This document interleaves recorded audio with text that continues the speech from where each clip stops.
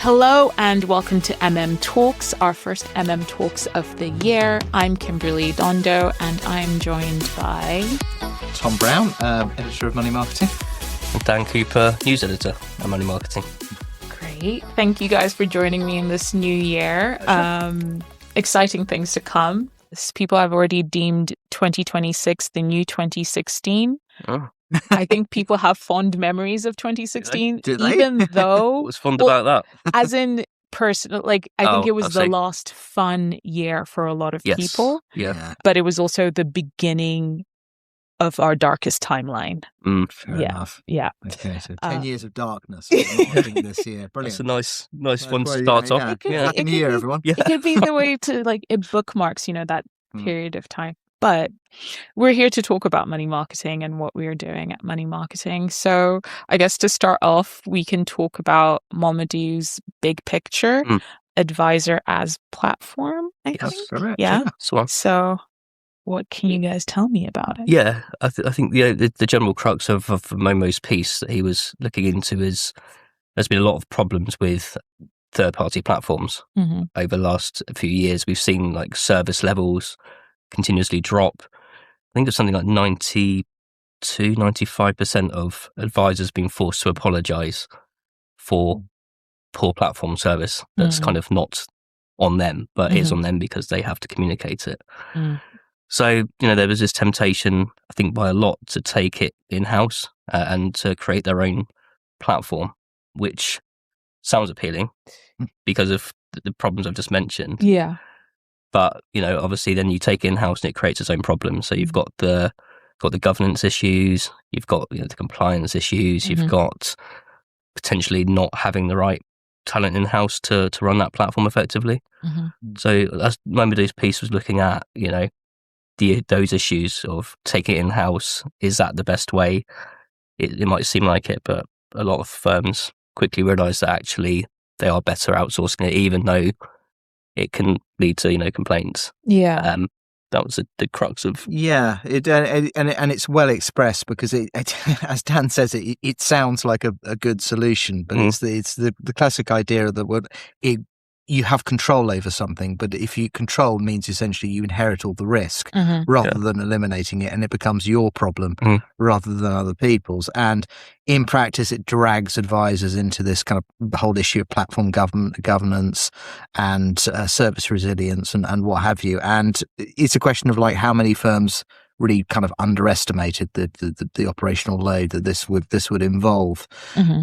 And I suppose there's also the whole issue of private equity capital accelerating the trend. I mean, we've talked previously about sort of the impact of private equity on the advice space, for ages at Money Marketing. But I suppose it's a question of like slightly mismatched incentives. You have this investor logic of like pushing scale and integration, but versus the advisor reality, which is about service delivery and trust and regulatory accountability. And, if advisors are having to apologize all the time about these things, then, where does that leave advisor-client relationships and, what are the implications for consumer duty as well? Yeah. Yeah, it's an interesting point about the private equity as well, because, a lot of the backers want to see results. They want to see scale, they want to see growth, they want to see, them achieve what they set out to achieve. Yeah. And, if there might be that temptation to, we'll just take it in-house because it will save us some money. Will it though? That's what why I mean. I was going to ask that's initially, because like the cost of creating your own platform, I would think is quite high, and also maintaining it, having enough staff on site to continuously monitor it and make sure that it's up and running, so you don't have those issues that you're trying to run away from. Yeah. Is it more cost effective? I don't know. No, I don't think so. I don't think so. No, I mean, obviously, I've never been on the platform side, as in part of a company that's re-platforming. But the general consensus is that it doesn't really save money, and like we were saying, with all the additional risk and everything else, is it actually worth it? Probably not. So it's not. Mamadou in his piece isn't saying that advisor as platform is dead. Mm-hmm.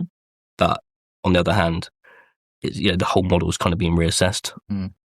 So it's just being looked at as a whole to see, but okay, yes, it might work for some. It might work for some of the larger institutions who've got a bit more resource. Yeah. But, for a lot of advice firms, it probably is just best to stick with outsourcing.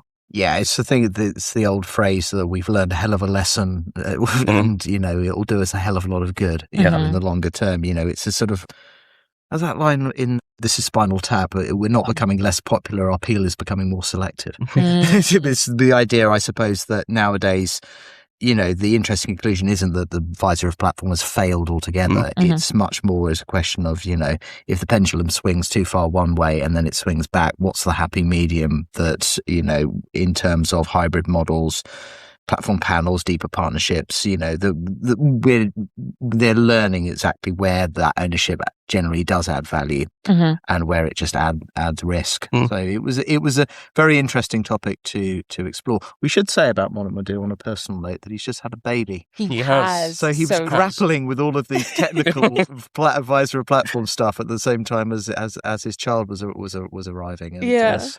Good on him for juggling both. juggling both. Yeah. Wow. I personally can't imagine doing both, but yeah, he did a great job. He did do a very, very cute baby too. Yes. Very sweet. So a very cute platform. Very cute. That too. And a very cute big picture. Congratulations, Momo. Yeah, congratulations. It's great news. So moving on to your behind the headlines, Dan, which I personally loved because the headline. Thank you. Honestly, I'm already saying top contender headline of the year, and I'm going to let you say the headline. I'll remember it now. Oh, yes. I mean, that good. It was Trump has his hands on Caracas. Trump is shaking Caracas. Shaking Caracas, but the markets aren't moving to the beat. And you said, I've got a great headline. And I said, what's the rest of the article? I said, well, don't worry about that. Start with the headline. And honestly, I think that's where the best idea nail the intro, exactly. Yeah. I thought about it on the train back from London Bridge. I was like, that's right. And then our best ideas. I came in and told you straight away, and no, I was quite pleased with that headline. I hope people got it. Made the association between Maracas and Caracas, and if they didn't, it's completely failed. No, I'm sure everyone. We can ask a poll, but regardless. I hope so. But yeah, so what was the article about? I'll get onto that. So it was just to look at we had so much geopolitical uncertainty in 2025, and you thought, it can't get much worse. And then 3 days in, sure as it did. Yeah. And I think maybe people were hoping for a little bit of calm, and Trump, in true Trump style, had other ideas. And I think it was the 3rd of January, he decided to launch that quite astonishing kind of overnight kidnapping. Yep, raid on Maduro and his wife, and obviously then brought them back to the US, which was, I mean, I didn't think anything would surprise me with Trump, and he just keeps on delivering. So, just despite that, the piece that I wrote up behind the headlines was that I don't know if it's because people are becoming so almost used to Trump's unpredictability, or whether it's just because Venezuela wasn't the force it was of old in terms of oil, but it barely made a ripple in the markets. Yeah, which I found surprising. I know you've got all of these bumps along the road, and it's time in the market rather than timing the market. So yes, on a long term look at things, and it's probably fine, but this barely made a ripple. And but then my argument was looking ahead. What else is going to be in store for 2026 with Trump and everything else? I mean, he hasn't ruled out. As we speak, he's actively trying to get Greenland, which did cause the markets to mainly the tariffs that he's threatening again. Tariff gate too. Yeah. I think it'll be very interesting, this whole sort of like basic theme about what actually moves markets now. And as you say, the year started with this Venezuela raid. And as we're recording now, this is the 20th of January we're recording. This is all in the news. Davos has just started, and all the discussion around that has been Trump's threatened tariffs in retaliation to the EU and Britain, for some reason, objecting to the idea that a NATO member might invade another NATO member. And this theme about what geopolitical shocks will actually move the market or move investors is one that could well be tested to destruction in the weeks, months, and years ahead. And it's very much a wait and see moment, but potentially very worrying. Yes, and I also think there's potential that maybe people, maybe there isn't so much of a movement in the market because of Trump's nickname on Wall Street, which is Taco, which Trump is always chickens out. Exactly. I bet he doesn't like that nickname. He does not. He hates it. I think they brought it up to him and like in one of his interviews, and he was like, "No, I don't." But he always gets very petulant. Yeah, doesn't sound like Trump at all. But yeah, I think maybe that's why now people have more of a wait and see. What's the follow through going to be? I think with Venezuela as well, the markets were more like, well, the infrastructure isn't there for them to get the oil. The type of oil that Venezuela has might not be what we are all currently using. So no one was clamoring to, and also none of the big oil companies are also clamoring to do anything about it. So again, it is kind of a wait and see situation. It is definitely, because they say with Tom said, Greenland, and then he's Mexico's not out of the equation yet. You still got the is it Colombia as well? I think he mentioned didn't rule out Nigeria. Same kind he of, also has his eye on. I mean, he joked about Canada being the 51st state at one point or another. I'm not ruling out him dusting that one off as well, in the future. Because everyone thought he was joking about Greenland a few months ago. But now he's being very aggressive. He does seem quite serious about it. Yeah. He does. But his email to Norway? To Norway's PM, which was unveiled under a FOI Act request, I think. Yeah. And he's basically saying, I didn't win the Nobel Peace Prize, so I'm not really bothered about peace anymore. It's like, it sounded like a petulant child kind of. I was listening to a podcast this morning where people were saying we thought that was a spoof initially. Yeah. And then we looked it up and it's actually true. Yeah. It is extraordinary. I mean, we could fill a podcast with just slack-jawed incredulity over things that Donald Trump has said and done. But it will be very interesting. I mean, we were talking about this earlier in a features meeting about sort of like defense stocks as well, them continuing to surge. And the uncomfortable question, the kind of morally awkward corner of portfolios, or just, is this just the way the world is now, and the implications for more ethical investments or ESG or things like that. I mean, these are all things you have to throw into the mix as well. Yeah. But well, that's why I'm writing a weekend essay on which we wait with bated breath. We do. Yeah. It's also be interesting to see what effect it has on around the world in terms of, the dollar and emerging markets, because that's just been Well, a year is a long time in geopolitics as well. I mean, he's been in. We are celebrating. I was about to say we are marking essentially the first anniversary of his taking power, and it feels like a lot longer than a year. It does. We have 3 to go. So yeah, who knows? It's not going to be. But there was a lot of volatility in his first term as well. So yeah, I think the first term was much more. He didn't really have a sort of a sense of mission or what he wanted to do. And he was a lot more constrained, it seemed to me, by the people around him and by the institutions.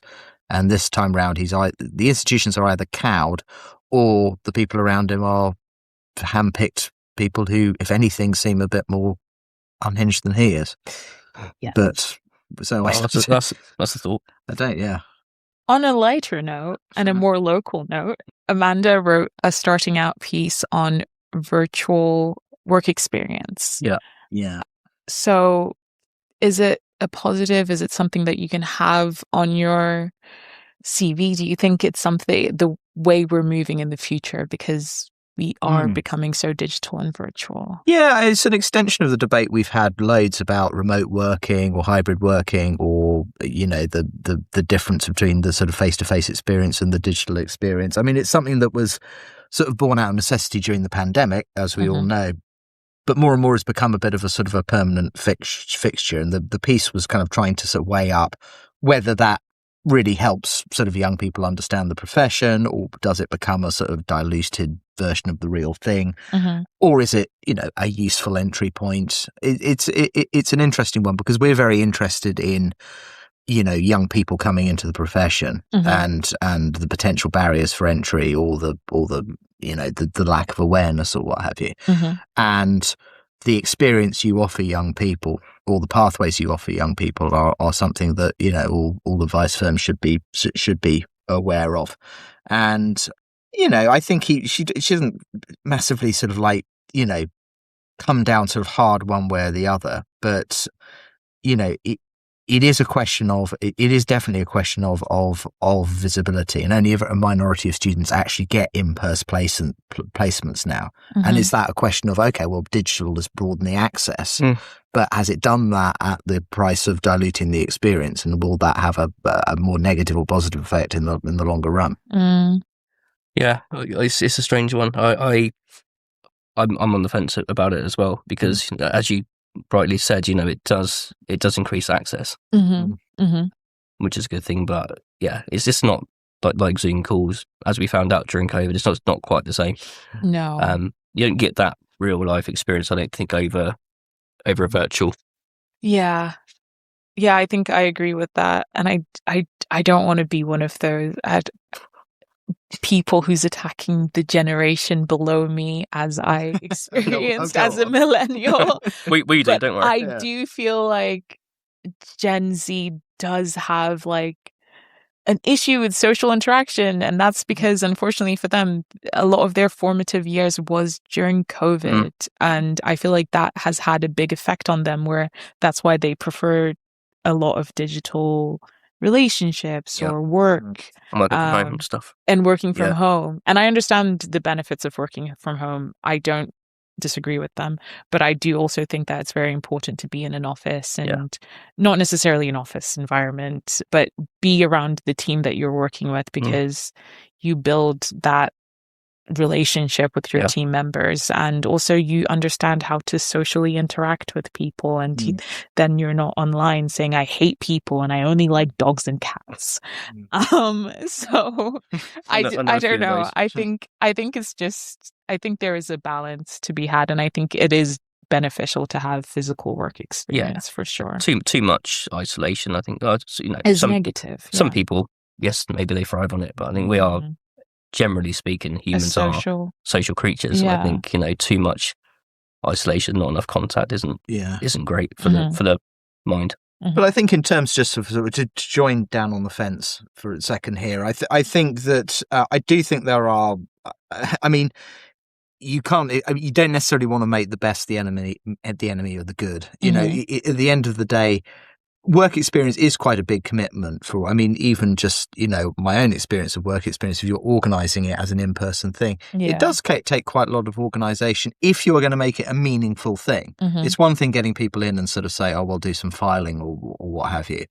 But if you want to try and give them a genuine taste of what this workplace is like, you do have to spend quite a bit of time organising it, oversight, feeding back, all of those kinds of things. And if people are reluctant to do that in the advice space, then it means the profession will continue to be invisible. Whereas if you can scale it and at least give people a taster of it, and then maybe you can, within that experience, give them an idea of what advice is like, and maybe bust some of the myths that stop people from going, like, it's all about spreadsheets or something. So in a way, maybe that is, you know, yes, you're not giving them the full experience. Yes, it might not be as good as in person, but at least it is something, and maybe that can do something to then get them to a position. Yeah, maybe. You know. Yeah. Well, moving on to our next section, where we're talking in the spotlight, and we're talking about the AI bubble and whether it's going to burst. Yes. Small caps, we don't know. We don't know. It's all it takes is one person with a needle just to pop it, apparently. So we don't know. We don't know, but I think we are planning sort of like a wider piece on this sort of in the future about, well, what are the warning signs? And just because a bubble bursts doesn't mean the technology goes away. No. I mean, we'll be living with AI, from now on. And it's and in the same way that the dot-com bubble burst, it didn't get rid of the internet. No. It just came back, and it's a question of, where does the market find its sweet spot, its equilibrium? Clear out the sort of like the overvalued chances, or I certainly think the amount of money that's been ploughed into it, at the moment is probably not sustainable given the sort of like, the balance between investment and return. Yeah. A lot of people have talked about that. But so much is invested in AI and big tech. We were talking about this the other day, that if you look at any discussion, AI is touted as the solution to just, every problem in terms of economic growth, the lack of productivity gaps, efficiency, scaling. AI is thrown in there all the time. It's like people are waiting for AI to rescue them. I no longer have to work. And if that goes away, then, where does the conversation go next? So I kind of feel that energy and that commitment, will lead somewhere. Yeah. But there's bound to be a blip on the road at some point. I find it interesting that even the founder, CEO, Sam Altman, even said that he thinks investors are overexcited. Yeah, he said it to a group of reporters. Yeah, I was like, By the way, this is off the record. Yeah. Because they have they jumped from, I think, 124 billion valuation in 2024 to 500 billion in 2025, because a bunch of tech companies have been just funneling money into OpenAI. But for Sam, he's like, great, now we can build more infrastructure so that we can have more data centers to build out. But in reality, the profits of OpenAI are quite small.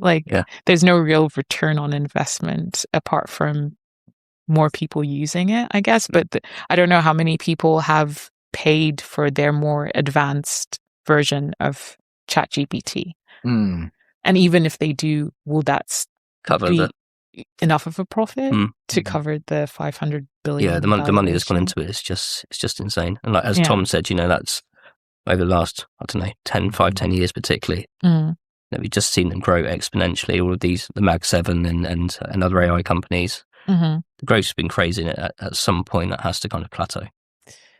You would think. But then I suppose there's the whole infrastructure around AI that supports AI. Yeah. Like energy sources, for example, or other parts of the sort of tech ecosystem that are going to require investment. That even if the end product, this particular AI tool, is overvalued, a lot of the stuff that surrounds it, are still good investments to sort of have, and those will come back in one form or another.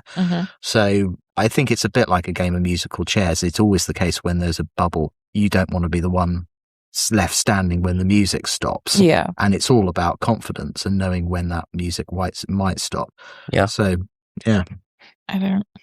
Yeah, also all of this talk of the AI bubble and all of the geopolitical stuff we mentioned before, it's kind of, I feel like that has pushed a lot of money out of the US into emerging markets. Yes, yeah. A lot of the Asian countries they are big producers of, like Tom said, some of the infrastructure, chips, for example, like Taiwan. I think it's 80% of all the AI chips come from Taiwan. Exactly. So it'd be interesting to see this AI bubble, if it does burst, what knock-on impact that has. Yeah, because there was was it last year? I think it was last year when DeepSeek was accessible and people saw, and then it was released that they used old NVIDIA chips and they were able to create their AI for half the price, and that kind of shook the market a little bit. It was a very short-term blip, wasn't it? Yeah. That was a bit of a sort of one-week wonder, that story. Yeah. And then it faded away again. Yeah. It's huge impact on the market at the time, but like you said, quite short-term. Yeah. But then you wonder if there's going to be other companies who will be like, we made this for another DeepSeek. the price. Yeah, exactly. We don't need to be valued at 500 billion. We're still as effective, if not more effective, without needing so much investment. So, yeah. Well, given the amount of money that's going into it, you'd think that's probably inevitable that will happen at some point or another. Yeah. Yeah, that issue about Taiwan and the semiconductor chips. By the way, there's a wonderful book, a terrifying book called Chip War, which is all about the development of computer chips and why Taiwan came to sort of corner this market and why it's the ultimate all eggs in one basket scenario, which is so terrifying, particularly when you consider the threatening noises China has made in the past on that territory. It's a good sleepless night book, that one. If you have, I've had enough of those. I don't need any more. Yeah. If you're sleeping too easily, Dan, which I know you are, I'll lend you this book. Thank you. I appreciate that. We all want escapism now. We don't want realism. At least that's my aim for 2026. Good. Yeah. So I guess to wrap up, let's look at the rest of the year ahead. And maybe look on a more personal note, or maybe for money marketing as a whole, as a team, what are our resolutions? Oh, predictions as well. Yeah, predictions. Yeah. Well, I'll do professional, and then I'll do sort of like personal. Maybe resolutions in both. Glad you're going first on this one. You're like, let me think. Let me cook. Dan. I think predictions, there's going to be a lot of movement on pensions. I've just shot your fox down. Because we know that, again, we were talking about sort of ideas ahead. There's a huge amount of movement in the pension space this year. And it'll be very, very interesting to see how that shakes out. Be it the Mansion House Accord, being the pensions bill, being the pension dashboard, the implications of IHT on inherited pensions. There's a lot to chew over here, and I certainly think we'll be doing a deep dive on that on some point or another. So keep an eye on pensions would be my advice.